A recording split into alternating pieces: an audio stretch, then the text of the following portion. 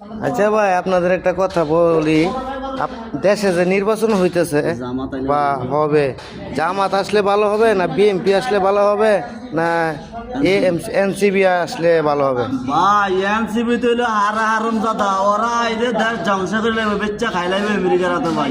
এখন একমাত্র নিরাপত্তা হয়েছে বাংলাদেশের জনগণের তারেক রহমান সারা বাংলাদেশের মধ্যে প্রাইম মিনিস্টার আর কে করে চাই না ভাই আমরা, তারেক রহমান সাহেবের ছাড়া। তো জামাত ইসলামও তো আছে ভাই জামাত ইসলাম তো এটা নতুন একটা দল, এটা কিছুই বুঝে না রাজনীতি সম্বন্ধে ভাই।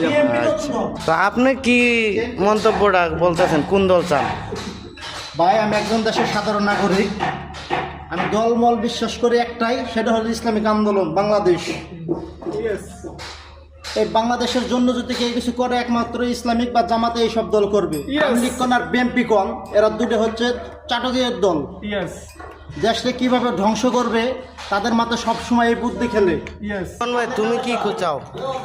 আমি তো ভাই মনে না প্রবাসে আইসা মনে না আসলে আমাকে কিছু বলার নাই, কিছু করার নাই, কিন্তু আমরা আছি প্রবাসে, কিন্তু আমরা একটাই সব দলই চাইলাম, কিন্তু একটা দল চাই আর নতুন করে আমরা দেখতে চাই, সেই ইসলাম। ঠিক আছে, সাবাস সাবাস, ইসলামিক দল, ইসলামিক দল।